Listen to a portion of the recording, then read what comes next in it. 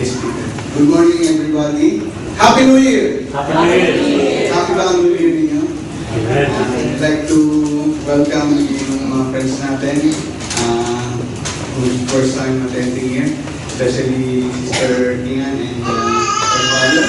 Her husband will be coming soon. So, also, Kuya Albert, welcome po sa Jesus Reigns Ministries po. We're very glad that we started the new year with a bang, okay? A bang with Jesus. We don't have anything to offer Christ but our lives. Okay? Sa new year na ito, let's all continue to expect more blessings from God. Let's continue to dwell in the presence of God dahil we don't have anything. But if we have Christ in our life, we have everything. Amen? Amen. So, when Brother Robert asked me kung meron po akong nakaprepare na message this week, because we just recently came from a 5-day camp last December 26 to 30, and it's really a blessing to have those kind of activities, especially sa church, wherein you hindi lang po kayo nakikipag-fellowship sa mga brothers and sisters inyo, you have a greater relationship with Christ as well. So, camp meeting is not really a vacation meeting or camp or vacation camp. It's more, the church camp is very fruitful because you begin to know Christ more in your life. Especially at the close of 2014, we discovered that God is really great in our lives. So, in 2015, to start off the year, I'd like to share this message with you. No fear, just faith. Amen? So, no fear. So, hindi siya si Manny Pacquiao na may susod ng no fear na mga no fear, just faith.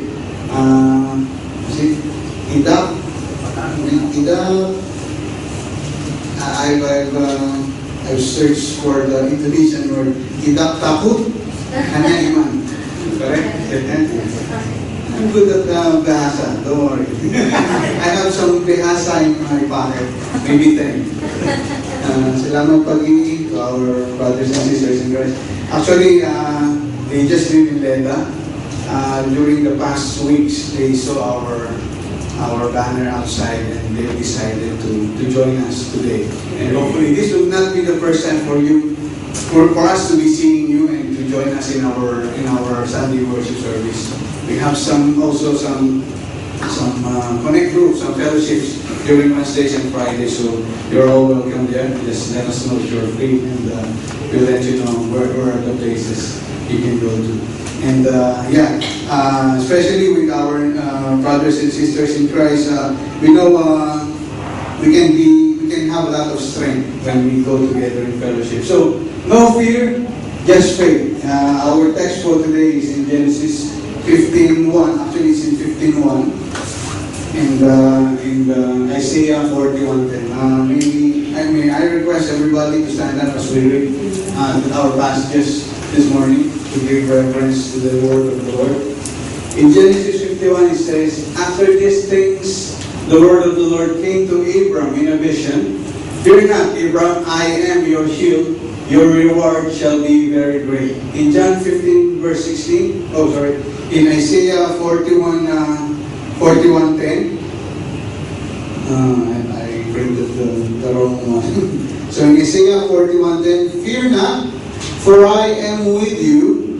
Be not dismayed, for I am your God." In Isaiah 41:10, Isaiah 41:10.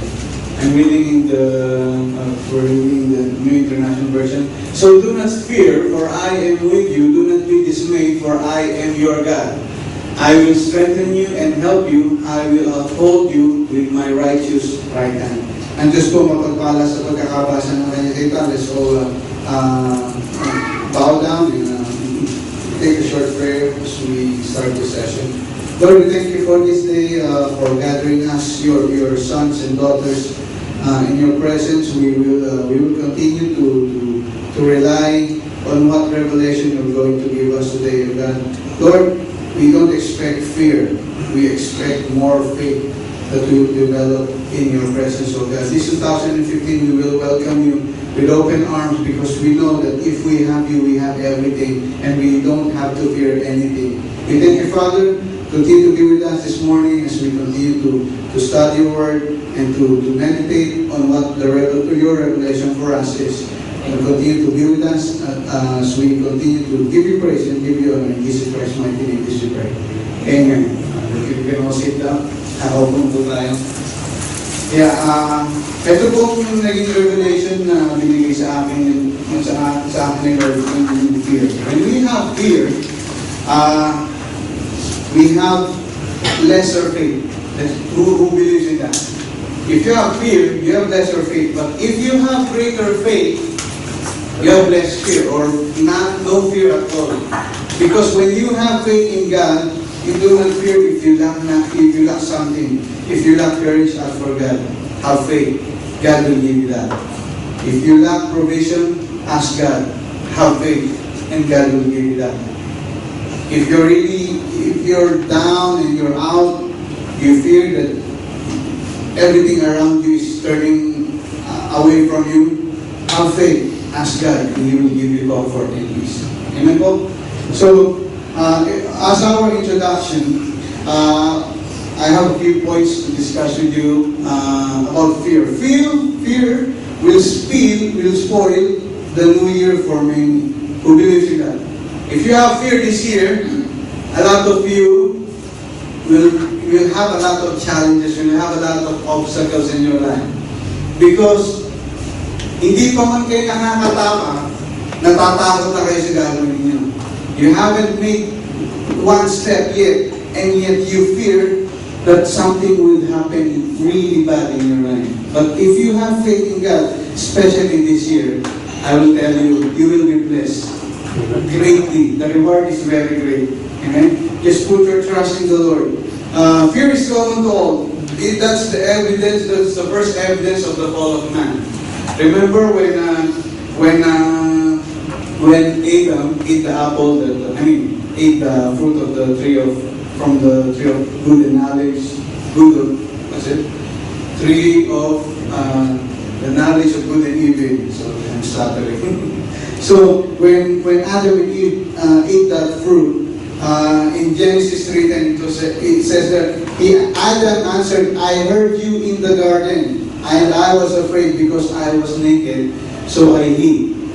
That's the first documented fear in the Bible that was registered when man fall into sin. That's the first thing that happened. When Adam and Eve sinned against God, they feared the Lord because they already committed sin. They saw that they're naked, they saw that they don't have any clothes in them, so they hide in the bushes where God cannot see them. But knowing God, He's everywhere. He can see everything that we're doing anywhere we are. And that's the first fear that was recorded in the Bible. Fear also robs life of adventure and joy. But who agrees with you with that? If you have fear, you don't experience the life that we have that's very adventurous. We lack the joy if we have fear, bringing gloom instead of darkness. If we fear something, like if you fear, we have different kinds of fear. Like if you're afraid of spiders, you're arachnophobic. If you don't like closed spaces, you're claustrophobic. Maraming klase ng fear. Ano naman tayo, siguro, iba, biyananophobic, mga takot sa biyananophobic, just wait that one out. So, meron naman asawa-phobic, takot sa asawa, pusa. So, yun mga ganun natin. We have a lot of fear in our life. I myself, hindi ko masasabi na I don't fear anything. Una takot sa asawa ko. I'm afraid, I fear my wife, especially when she's hungry. Not angry, when she's hungry. So, a lot of us have our own fears. And it's just normal.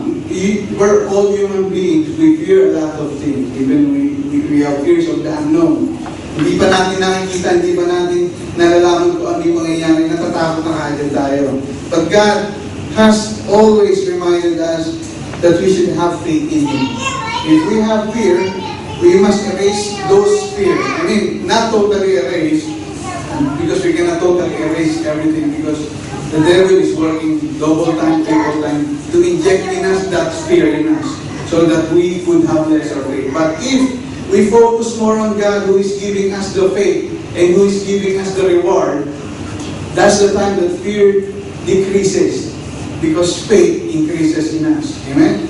So, note the first fear not in the Bible was given to Abraham. Abraham was a man of faith. Amen? He was a man of faith. Abraham, he offered si Isaac when he was young, and he didn't ask God. He has faith in God that once he offered up Isaac to the Lord, God will provide him with greater rewards.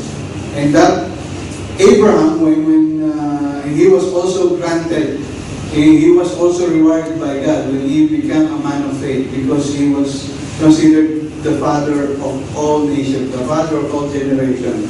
So Abraham, he's a man of faith. Fear and faith are totally opposites. I mean, you balance yourself. Where do you want to focus your life on? Do you want to focus your life on fear or on faith? It's up to you. We are given the options. Do you fear more and have faith lesser? That's your option. If you focus more on your fear, I'll tell you, right here and now, you'll have lesser faith. You'll go into, you're in self-destruct mode. Amen? But if you have faith in God, if you focus more on God, your fear and all your anxieties will be wiped away, because you have God in your life. Amen? Sometimes, like Abraham, we experience a fear after a great victory. Abraham in chapter 14 of Genesis 14, he battled through a lot of kings sa war. Marami siyang kinalaban ng mga kahari. Nanalo siya. Nangyari yun kasi nung ini-rescue niya si Lot. He rescued Lot, which is his nephew and the son of his brother. He rescued Lot from his captors. Because Lot, when a number of kings have invaded their land, they captured Lot. And then Abraham, with God's instruction, he rescued Lot from his captors. And after that, Abraham became victorious. Okay? And then after that, he has rescued Lot from his captors. Melchizedek, he is a great man of God. Melchizedek blessed Abraham of his triumph over the other kingdoms just to rescue Lot. Pero, after that success, after that victory, there is always fear in Abraham.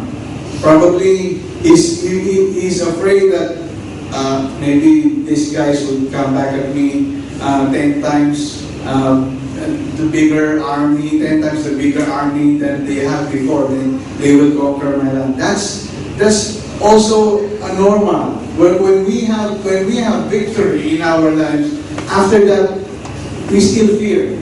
Natatakot pa rin tayo kahit na yung parang si Brother Arvin na lang. They have their mansion already. They built their mansion, but they fear sometimes. Tawag ba, Arvin? Paano ko babayaran itong mga bills ko? Diba? It's just normal. After a great victory, you still have fear. But if you focus more on your fear, then you focus less on God. Is that correct? Amen? But if you have faith, if you have a greater faith and you are focused more on God, and then you'll expect miracles, you'll expect blessing, that's really boundless. Hindi nyo malalaman kung saan lang nagkagaling yung mga blessing. Amen? So, going to the main topic today, sa letter C naman, a promise was given to Abraham to overcome his fears. We'll discuss this one later on. So, our main topic is, stated here, and note the person making the promise. No fear, just faith. Sa atin pong, we're going to discuss this one. Note the person making the promise. In Genesis 15 verse 1, it says that after these things of the word of the Lord came to Abram in a vision, fear not. Amen? Fear not. God is saying this one to Abram. Fear not. The person making the promise, the promise is only as good as the person making the promise. Amen? If you have somebody, if you have a friend who promises you 10 times and he breaks all those promises 11 times, don't trust him. Because if you made a promise and he's really declining all his promises, don't trust him. I tell you, lahat ng mga promises niya. Kung 10 naging pangako niya, 11 yung hindi niya tinupad, matakot na po kayo. But God, in our lives, when He makes a promise, He fulfills it. Amen? If God promises you to succeed in life, God will give you that. Amen? Just have faith. The promise is from the Lord. Yun ang isa pang magandang point.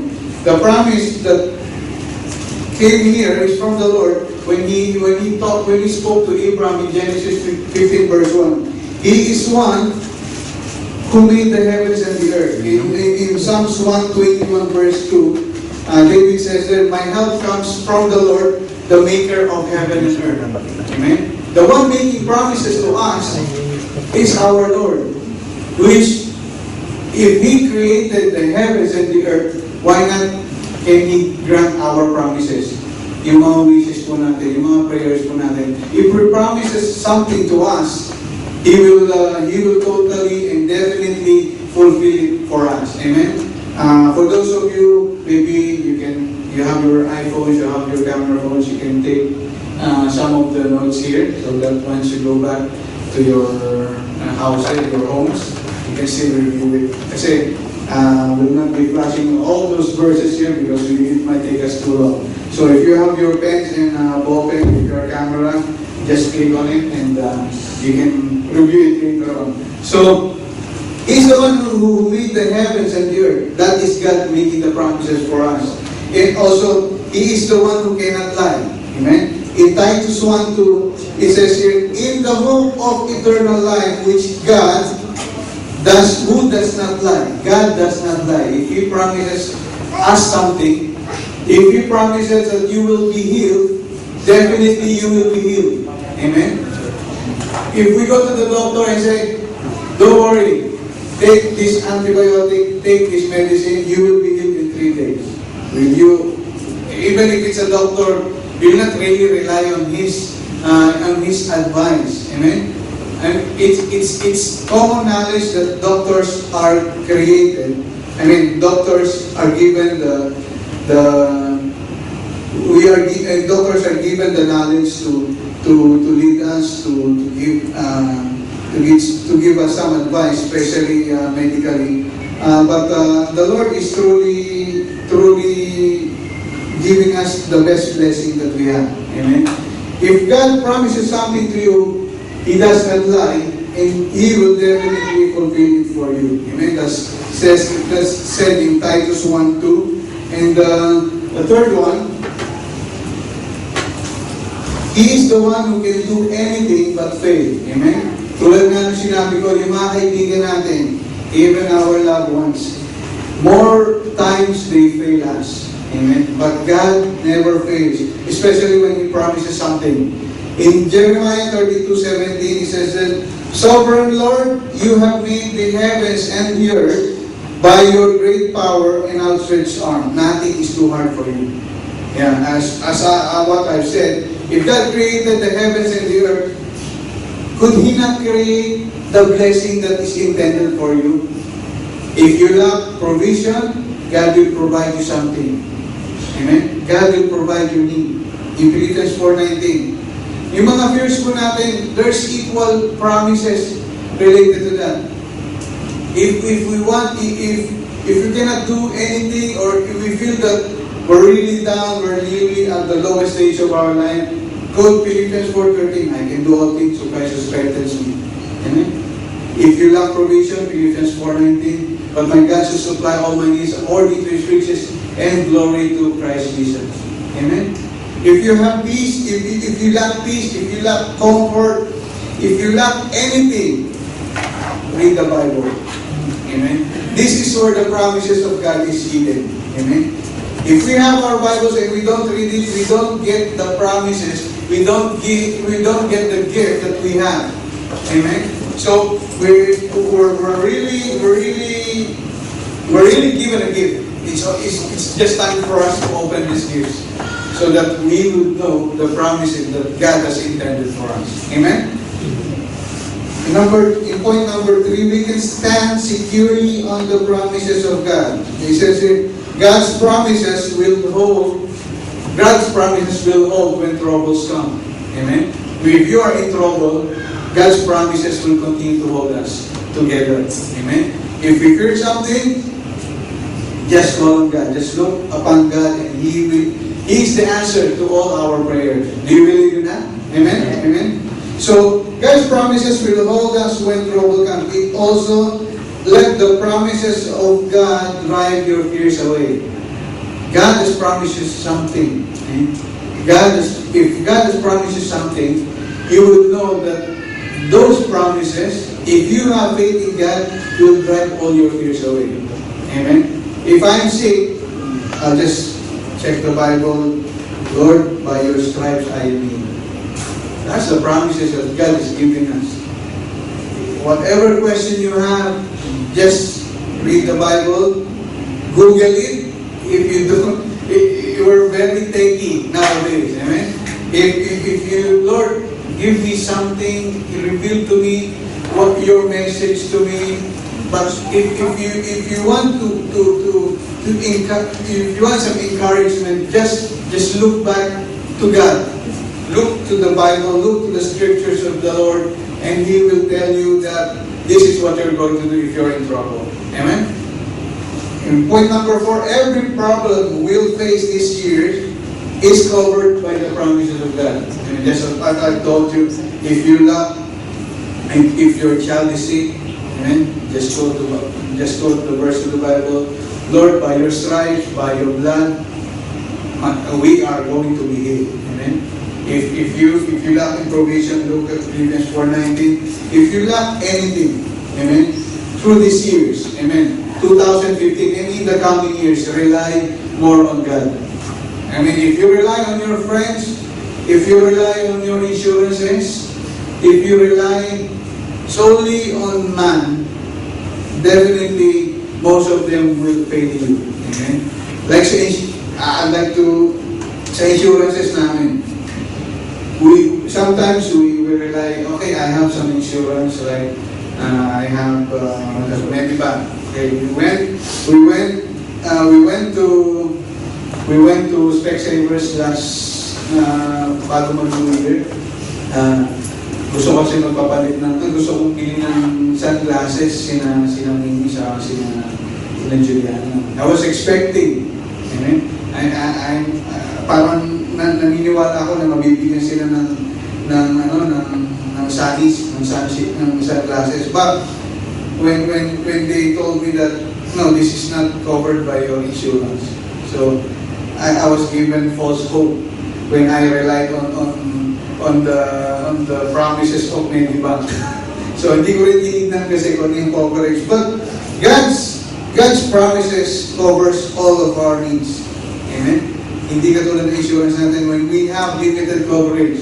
Okay? When you get your private insurance, when you get your life insurance, you get free, or you have a limit of 200 for your eyeglasses, your prescription glasses. You have a limit of this in your chiropractor. You have a limit of this in your podiatry sa paapo. There's limits. But if you trust God and you have faith more than your fears in God, you have limitless abundance na ibibigay. You have limitless promise that God will give you this year. Do you believe in that? I expect more from God. Amen?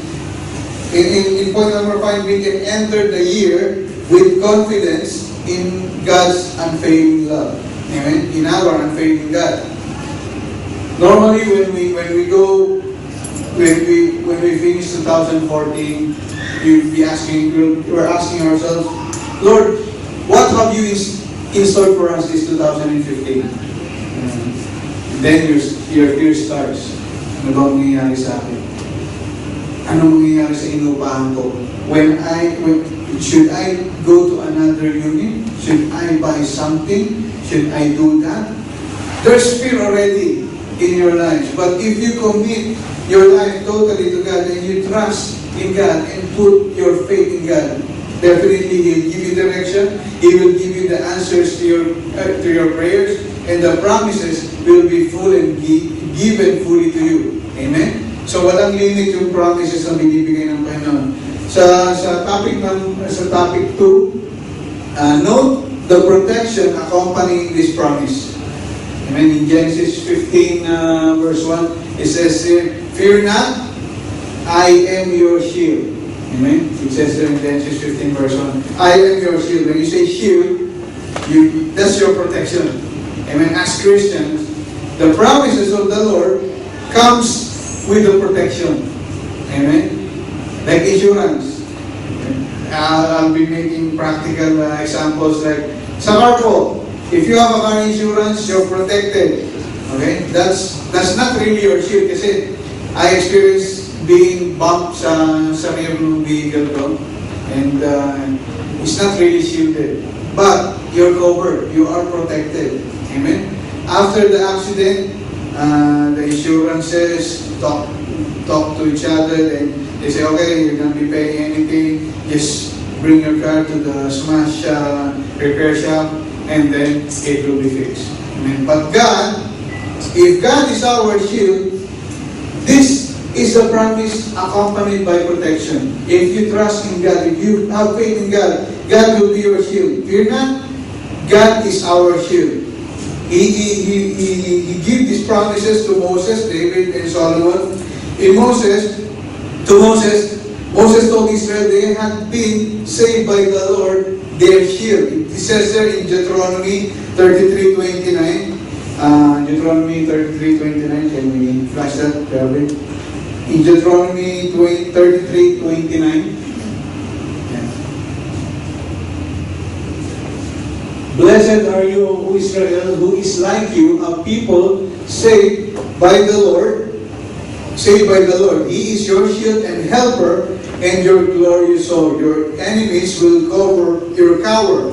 Ito yung magtatago. Your enemies will hide before you and you will tread on their eyes. So, when Moses told Israel that God is their shield, that's really their shield. They're being protected. When they made an exodus from Egypt, all the Israelites were protected by God so that they would go to the promised land that God has prepared for them. Amen. But human nature again come in the way. Israelites were very mareklamo. They keep on complaining. When Moses led them out of Egypt into the Israelites,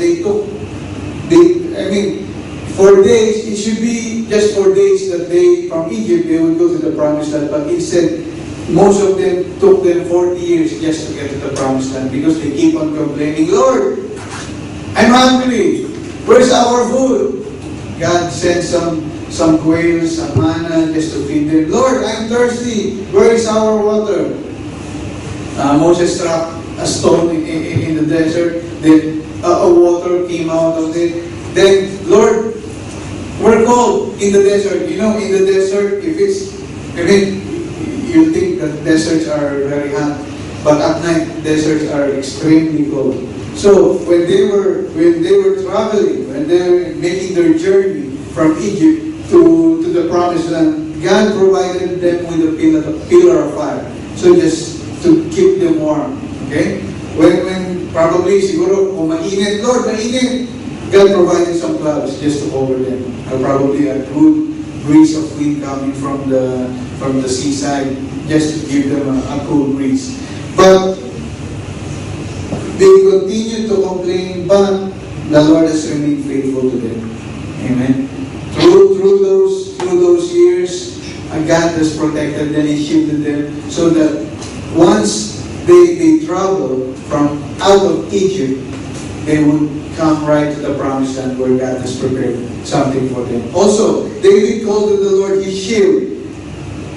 David called the Lord his shield pala. So, in Psalms 33:20, David said, "We wait in hope for the Lord. He is our help and our shield." Amen. David was also a very committed man of God, and he's really relying everything on God, even though he's sinned a lot against God, but God has remained faithful to him. Amen. So David also recalled that David also mentioned that the Lord is our shield, our help and our shield. The Lord God is a sun and shield. Also mentioned in Psalms 84 verse 11. For the Lord God is a sun and shield. The Lord bestows favor and honor. No good things does He withhold from those whose walk is blameless. So these are the words coming from David's psalm. So most of them came from David's psalm, saying that, Lord, you are my help, you are my shield. Amen. Even in Solomon said, God is a shield to those who trust in Him. Amen. In Proverbs 30 verse 5, he says there, every word of God is flawless. Who believes in that? Every word of God is flawless. It's not, you cannot blame what's written in the Bible. Every word of God is flawless. He is a shield to those who take refuge in Him. Amen. So, Solomon is saying the same thing. Faith in God shields us from Satan's attack. Amen. If you have faith in God, you're totally protected. Amen. You're totally sealed by the protection of God. Minsan, sa buhay natin, dumarating tayo sa pagkakataon na sinusubok tayo. We are being tested by God. Amen. Sometimes we come to a point in our life, we experience a very big dilemma in our life. But God has always protected us. One practical example is when we're driving. Good thing we don't meet accidents on the road because God is protecting us. We have faith. Ako po, bago po umalis sa bahay, I normally start my engine, then pray for a while, Lord, give us protection wherever we go. Bless our family. Let your blood cover us from head to foot, so that our covering will be from you. So the seal of protection is always there. You just have to ask God for it. Amen. In our everyday life, just call on God. Amen. We might call on friends, might call on our relatives, but just don't forget to call on God, because He hears our every prayers. Amen. So in topic C, note the prospects resulting from this promise. Amen. When we say prospects, ito yung ina-expect natin. Note the prospects resulting from this promise. In Genesis 15:1, it says there, after these things, the word of the Lord came to Abram in a vision. Fear not, I am your shield. I am your shield, your reward will be very great. Your reward will be you shall be very great. It doesn't say that your reward will be great. It says that your reward shall be very great. Amen. If you put your trust in God, you fear not, you ask for God shielding you, your reward will be the greatest reward you ever achieve. Amen. In chapter 14 of Genesis, Abraham refused to the rewards to be given by the king of Sodom. After nga may mga servants si Abraham. Abraham had 318 servants when he had to rescue Lot from his captors. Okay? When Abraham triumphed over Chedorlaomer, the kingdom na nakaka-capture po kay Lord. The king of Sodom offered Abraham a great reward. What did Abraham do? Abraham turned it down. Amen. It may be during those times when a king offered you something, it might be something worth it. I mean, he can give probably 10 kilos of gold or 10 basketfuls of silver. Maybe that's the reward that the king of Sodom is giving Abraham after he has been triumphant after the war. But surprisingly, or we expect this from Abraham, he turned down the reward that the king of Sodom wants to give him. Because we might be thinking, nagsisisi kaya si Abraham, tinanggihan niya yung reward? Kasi maybe the king of Sodom might be telling, okay, you can have this big land, that's yours, that's your reward after your great triumph in war. But Abraham probably, Abraham turned it down. Maybe we will be thinking, maybe Abraham is contemplating, why didn't I take the reward? Why didn't I take the prize? But no, Abraham, as we have been discussing, Abraham is a man of faith. Amen? Abraham knows that the Lord will be rewarding him with greater blessing. Amen? He didn't rely on earthly wealth. Amen? Abraham relied on what God will reward him, which is greater than we can expect. Amen? It might be, hindi ngayon, not now, probably in the near future, you'll be gathering all those rewards that God has prepared for us. Amen? We might be thinking that, where is my reward after doing this? Amen? If you're serving the Lord, don't expect something in return immediately. Amen? If you're serving God, if you have won battles, the reward is being prepared for you. Amen? Diba? Hindi mo po yung, pag uminom kayo ng soft drinks, nakita kayo sa Tansan, you won 10,000. I experienced that one in the Philippines when raffle draws or rewards are given when you drink a bottle of Coke. And under the cup you won 10,000. Then you see this very, very small note. You have to collect 10 of this. It's not really that reward. He said, 10,000, I want 10,000, but you didn't see the small imprints in there. Okay? You will win 10,000 if you collect 10 of these similar grams. So, it's also, again, na binibigay sa atin ng mundo. But God, when He told you that He will be rewarding you, He will definitely reward you for what you're doing. Amen? If you put your faith in God and take away all your fears, you set aside all your fears, God will definitely bless you. Do you see the Lord as your reward more valuable than all your earthly things? Amen? I believe in that. I may earn salaries from my employment, but I know my reward will be greater in heaven. Amen po? Each one of us, our reward in heaven will be great. And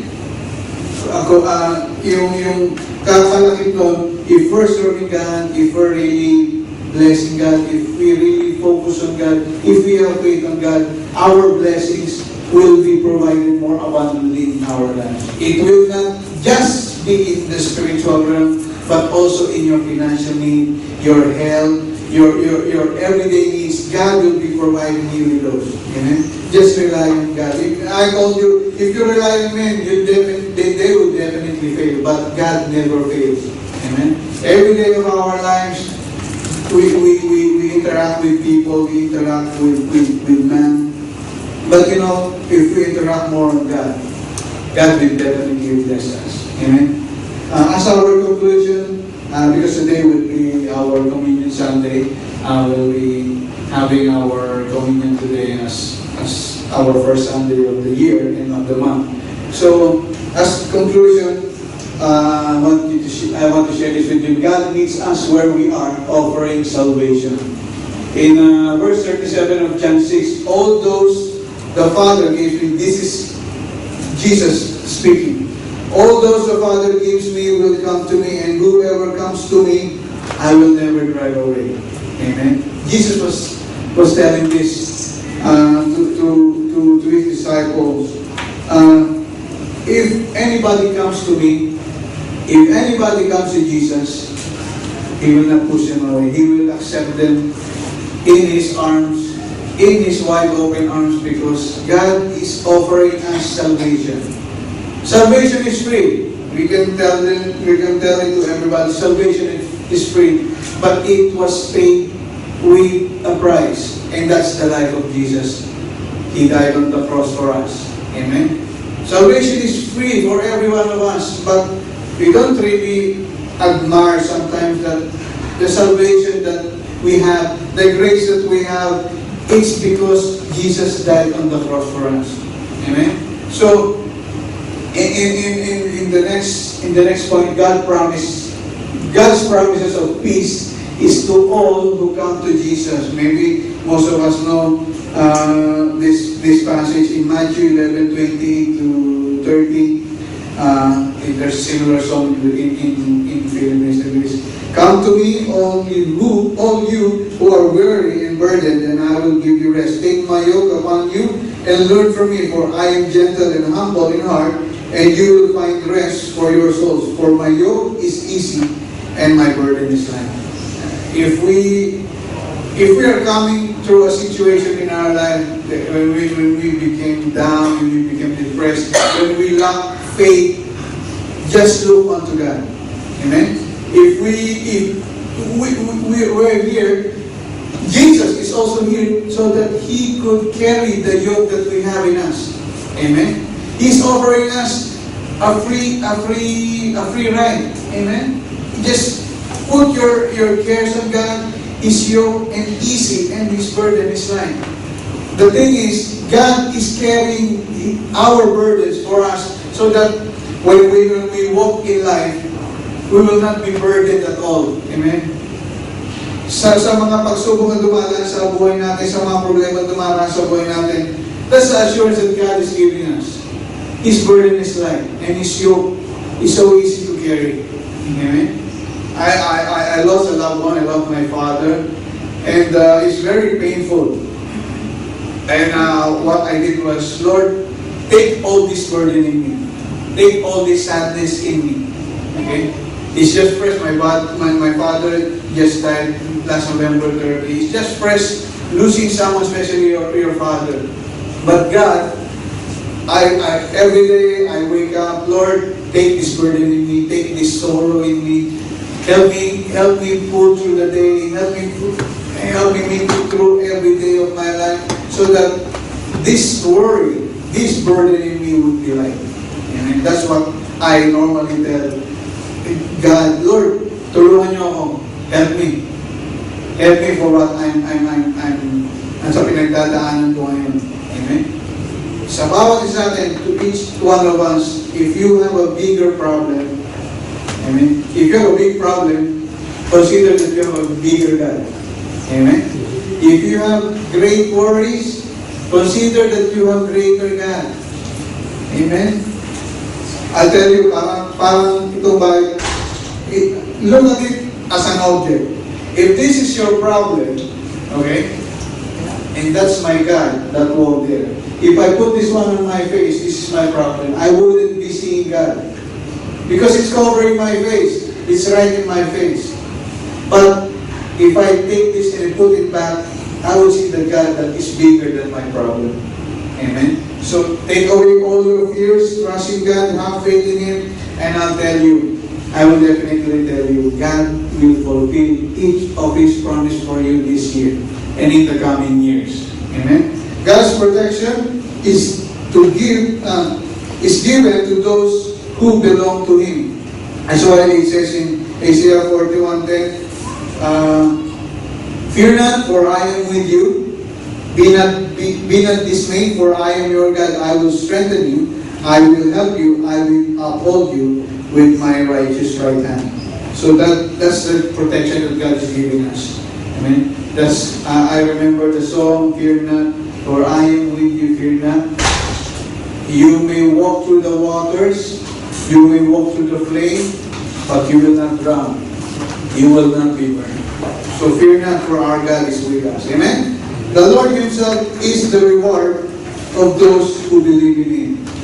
If you believe in God, your reward is very great because your reward is the Lord. If you have the Lord in your lives, you have everything. Amen. If you have none, you have anything. If you have all the riches in the world, you have anything. You have a thing. But if you have God in your life, you have everything. Everything you wish for is found in God. Everything you are praying for can be found in God. Can be found in God. Okay? So, as to close this session, just want to leave this simple message with you. No fear, just faith. Amen. Put your faith in God. Leave all your fears behind. Trust in the Lord. Amen. To God be all the glory. Let's give the best clap of offering praise to God. Hallelujah. Right now, we're going to, I hope that you learned something, especially with my English. I have limited capacity to say English. Terima kasih, Sister Dian and Brother. So,